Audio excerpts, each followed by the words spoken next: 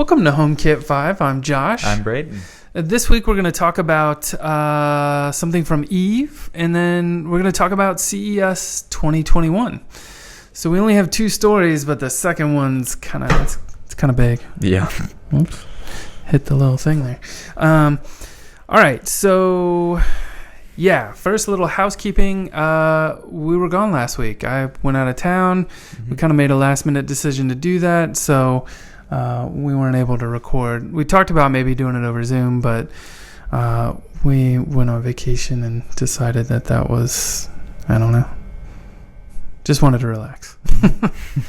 All right, so Eve, it looks like they're getting ready to launch a new device. We don't have a date on it yet, but they have filed FCC paperwork, and we've got a picture of something that looks similar to the Eve Degree, but this one will include a Thread chip in it, so we will be getting Thread support in yet another device, which is, I think, a little bit exciting in my opinion. Yeah. So if you're not familiar, the Degree is like the little box, and it's got a temperature sensor, humidity sensor, and it kind of like shows you all that info on the front with a little display.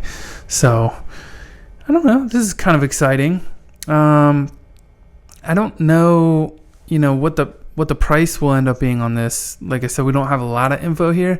One thing I would love to see, is if we get additional sensors in this thing, right? So right now you get temperature and humidity, but I'd love to see,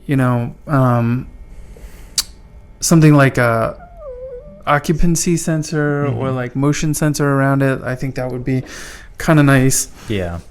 Or additionally a light sensor. I could see that being interesting as well. I'm kind of digging the light sensor we get on I realize it's not like a true light sensor, but they're always like analyzing on the Logitech video doorbell, like the lux capacity outside.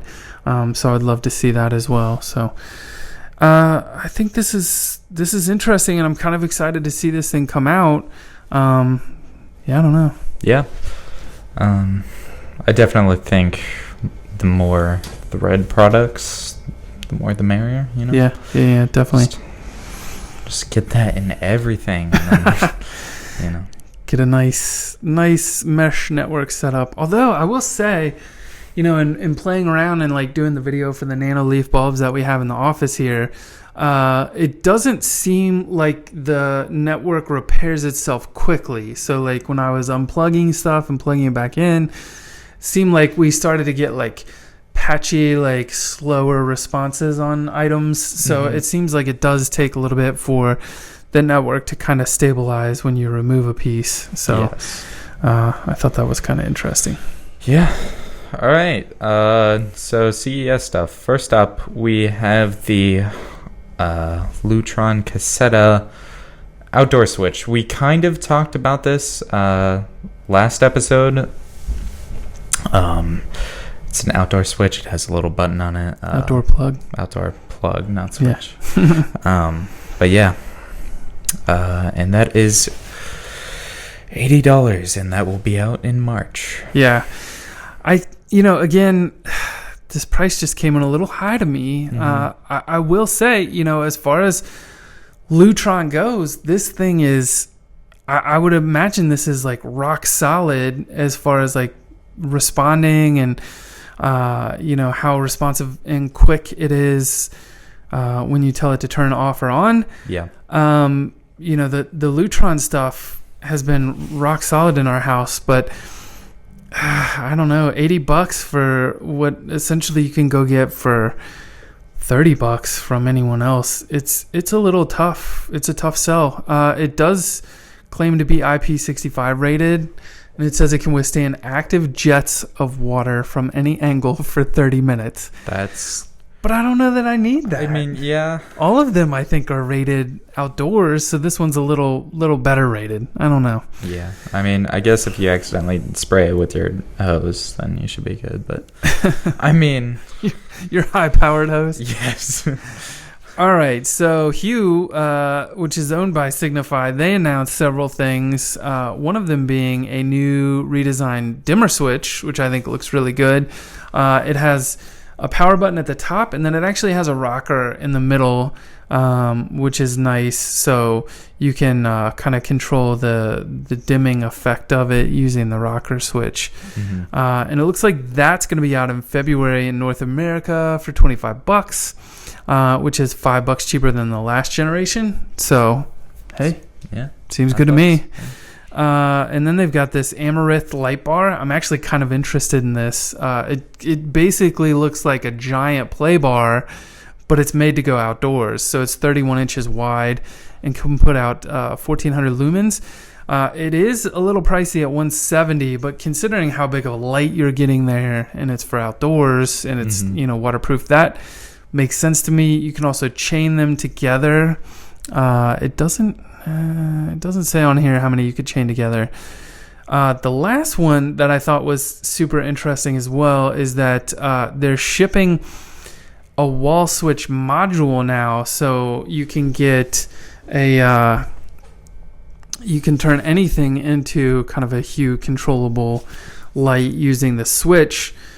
Which again, for us, like the Hue stuff has been super, super stable, but I don't know what it's going to end up looking like for North America. I think what they've shown us so far, it looks like it's more for the European market because it's got like a round hole, and then the Philips Hue module sits inside of there, and then it gets wired up to a rocker switch, like a big rocker switch. Yeah. So I don't know how that's gonna pan out in the North American market, where we have more of a square style box that our electrical equipment goes into. So but I think that's super exciting, but we're gonna be waiting a while on this one. We probably won't talk about it again until like May or June, because it sounds like for North America it'll be summertime before it's out. So. Yeah.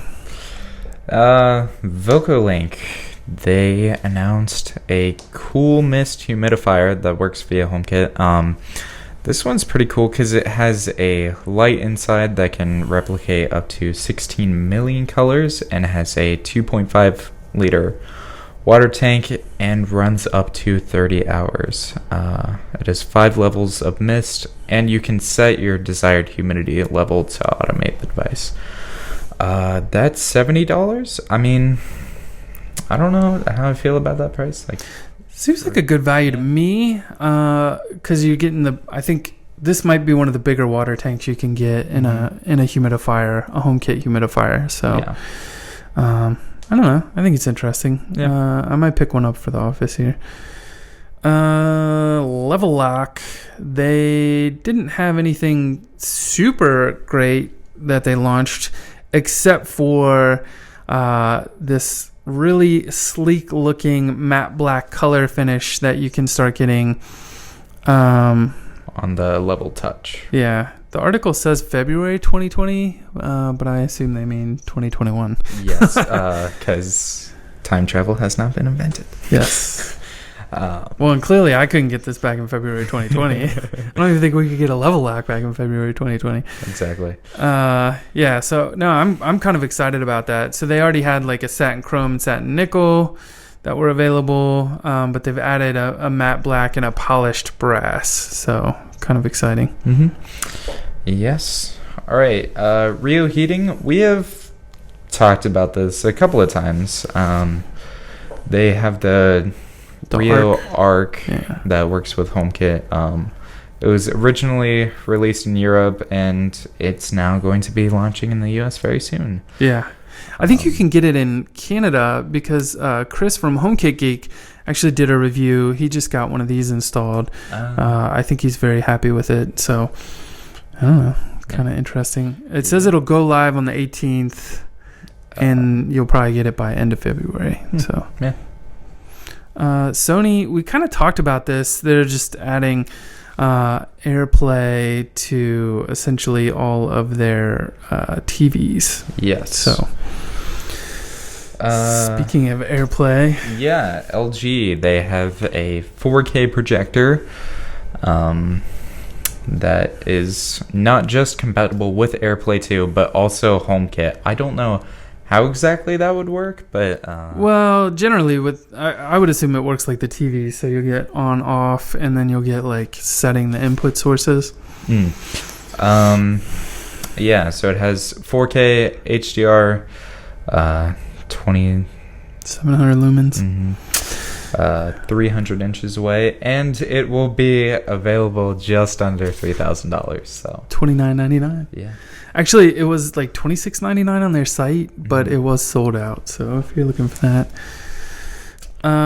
Denon is releasing a soundbar. It's essentially like the Sonos Arc, but it's Denon instead. It does have AirPlay 2. It does do Dolby Atmos with the soundbar. I don't know. It doesn't look like they have anything else though.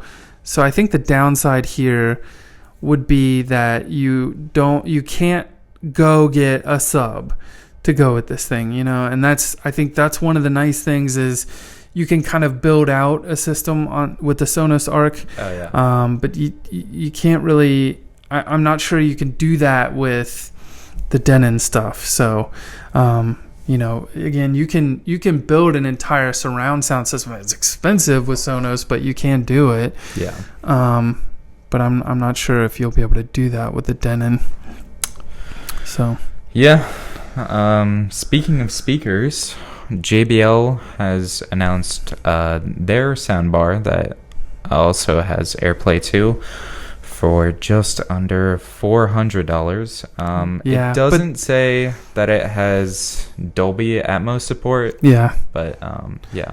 It says it has 4 passive radiators inside of it. So, I'm sure it sounds good. If you're looking for something at that price point, I'm sure it's great. I'd probably still tend to go. I mean, Sonos has AirPlay 2. It's probably where I'd go with that still. Yes. And alongside that, they also announced the JBL SA750. I personally like this thing because I have a couple retro stuff in my audio setup. Yeah, you gonna order this? No, I do not have the money. It is $3,000 and it just has RCA. Like, I mean, it looks amazing. If it was cheaper, I'd totally pick it up. But yeah, I don't think it has RCA and some speakers. I think you can hook 4 speakers up to it. If I was reading that right, I don't know. We can't even see the back of the thing, so. Yeah. There's not a ton there. It was just kind of like a press release. But it will have AirPlay 2, so whatever that's worth. Yeah. I don't know that I would buy it, though. I mean, it looks cool. One Life has released a new world's most efficient air purifier is what they call it. It does have a washable air filter, which does seem like kind of a cool feature. It looks cool. Like it's like a bamboo surround, and it looks like it pivots inside of there, which is kind of cool. And I do believe they called it HomeKit ready, and that it could be controlled via Siri. So I'm gonna assume maybe they're really talking about shortcut. Yeah. Support to turn it off and on, which doesn't seem bad. But that's going to be between $500 and $700, which is a little pricey. I would be curious to see. They don't really talk about like how big of a room it can support. Be interested to see that thing. Yeah. But honestly, like I'd probably wait for someone like Wirecutter to test this thing out, and like we don't have the tools necessary to test how well it's cleaning air, essentially. Yeah. Which is kind of an important component. Yeah. I'd hate to end up buying something that's expensive as the molecule, and it literally does not clean the air very well. So yeah. All right. Apple Home, they came out with a super jam-packed with features smoke detector. It detects smoke, carbon monoxide, motion, noise levels, temperature, and humidity. This is the kind of thing I love to see, man. Like, yeah, like everything. Holy all crap! in one. Yeah, that's so many sensors. like when I buy a device, this is what I want to see. Like all these sensors in here. Like maybe they're terrible, but who cares? Who knows? Like as long as it somewhat functions, like I could see that being interesting. Yeah. Yeah. Since it's up for pre-order, it is on sale for $139 and $149 for the white and black, respectively, before jumping back up to $169 and $179. So. Yeah. And I will say this one's wired, but it wasn't clear to me. Maybe we'll reach out to them and ask. It looks like they are working on a wireless version as well. So this one, I assume, takes, the normal North American kind of like wiring harness that you can use. So it doesn't need to be provided power. It's not battery based. Yes. So something to be aware of. Yeah. Yeah. So the next ones, they're really just firmware updates that we did get. But Arlo debuted a touchless doorbell and an essential indoor camera. We don't have a lot of info here on that, but they did update the firmware on their existing wired video doorbell, and it adds HomeKit support to it, so you'll get the chimes and all that kind of stuff. So that, I think that's kind of nice to see that they're just gonna you get a firmware update and boom, you got HomeKit availability in it. So well, to a degree, if you pay for their subscription. Oh yeah. Yes. So Ecobee, they dropped the price on their HomeKit secure video camera. It went from $179 to $129. So yeah, I think that's a good price drop. yes. They also improved follow focus, so where it's like focusing the camera, and they also added like Spotify integration. Cool. I don't know what that means. Wait, is this a speaker? I would not use this as a speaker. I wouldn't either.